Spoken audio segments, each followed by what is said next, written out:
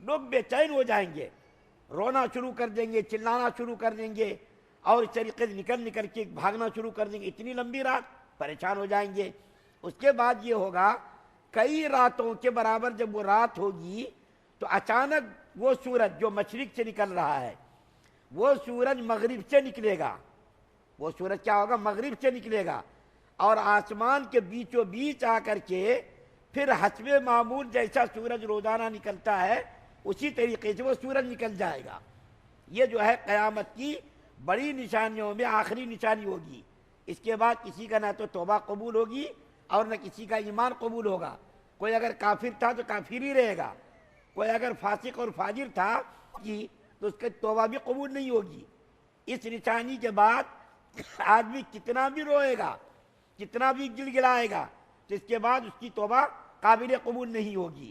اس آیت کریمہ کی تفسیر میں اللہ کے رسول صلی اللہ علیہ وسلم نے ارشاد فرمایا کہ اس وقت تک قیامت قائم نہیں ہوگی جب تک کہ تم قیامت کی بڑی نشانیوں میں سے یہ نشانی تم نہ دیکھ لو، یہ نشانی تم نہ دیکھ لو۔ یہی نشانی، سورج مشرق کے بجائے مغرب سے نکلے گا۔ اس کے بعد جب کوئی کافر ایمان قبول کرے گا تو کسی کافر کا ایمان قابل قبول نہیں ہوگا، اور کوئی توبہ کرے گا تو کسی کی توبہ بھی قابل قبول نہیں ہوگی۔ اسی آیت کریمہ کی مزید وضاحت بخاری شریف جو ابھی میں نے بیان کی وہ بخاری شریف کی روایت ہے، اور حضرت ابو ہریرہ رضی اللہ تعالیٰ عنہ نے اس روایت کو بیان کیا ہے۔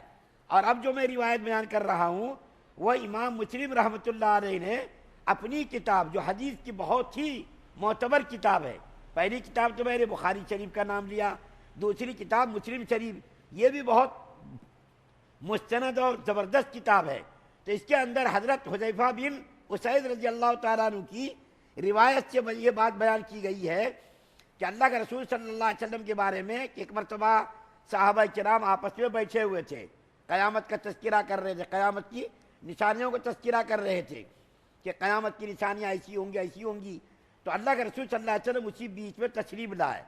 تو اللہ کے رسول صلی اللہ علیہ وسلم نے فرمایا کہ قیامت اس وقت تک قائم نہیں ہوگی جب تک کہ 10 نشانیاں، قیامت اس وقت تک قائم نہیں ہوگی جب تک کہ 10 بڑی بڑی نشانیاں ظاہر نہ ہو جائیں۔ وہ 10 نشانیاں ظاہر ہوں گی جب قیامت قائم ہوگی، اس سے پہلے پہلے قیامت قائم نہیں ہوگی۔ اس کے بارے میں دیکھیے اللہ کے رسول صلی اللہ علیہ وسلم نے فرمایا کہ سورج مشرق کے بجائے مغرب سے نکلے گا، یہ بڑی نشانیوں میں سے ایک نشانی ہوگی، سورج مشرق کے بجائے مشرق سے نکلے گا، اور ایک خاص قسم کا دھواں، دوسری نشانی کیا ہے؟ ایک خاص قسم کا دھواں ظاہر ہوگا۔ تیسری نشانی یہ ہے کہ دابۃ الارض، اس دابۃ الارض کی تفصیلات انشاءاللہ زندگی رہی اور آپ بھی زندہ رہے تو آپ کے سامنے بیان کروں گا۔ وہ عجیب و غریب جانور ہوگا، وہ نکلے گا، انسانوں کی طرح بات کرے گا، اس کی تفصیل قرآن کے اندر بیان کی گئی ہے، زندگی رہی تو اس کو انشاءاللہ بیان کروں گا انشاءاللہ۔ اور چوتھی جو نشانی ہے یاجوج ماجوج، یہ یاجوج ماجوج ایک قوم ہے جو حضرت عیسیٰ علیہ السلام کے دنیا میں آنے کے بعد بالکل چھوٹے چھوٹے لوگ، ایک عجیب و غریب نسل ہے یہ، اس کے بارے میں 15ویں پارے میں ذکر کیا گیا، اس کی بھی تفصیل انشاءاللہ زندگی رہی بیان کریں گے۔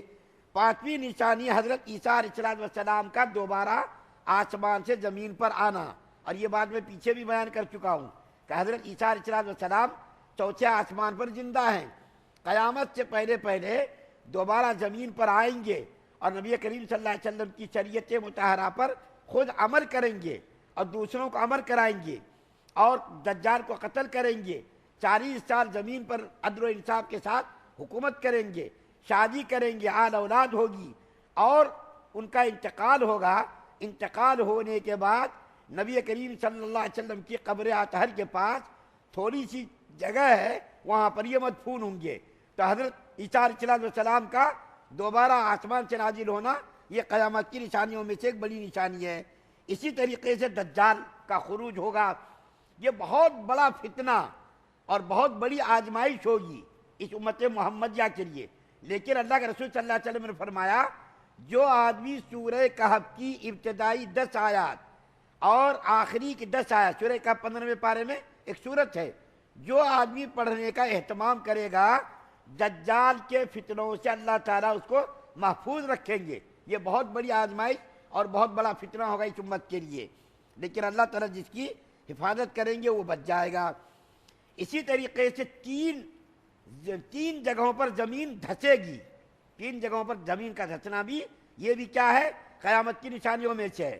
ایک مشرق میں زمین دھسے گی، ایک مغرب میں، اور ایک جزیرۃ العرب میں۔ یہ تین مرتبہ زمین کا دھسنا یہ بھی قیامت کی نشانیوں میں سے ایک نشانی ہے۔ اسی طریقے سے جزیرۃ العرب میں یہ زمین دھسے گی۔ اسی طریقے سے 10ویں نشانی یہ ہے کہ ایک آگ جو عدن کے قعر سے نکلے گی، ایک آگ کا نکلنا، یہ بھی قیامت کی نشانیوں میں سے نشانی ہوگی۔ اور یہ کیا ہوگی آگ؟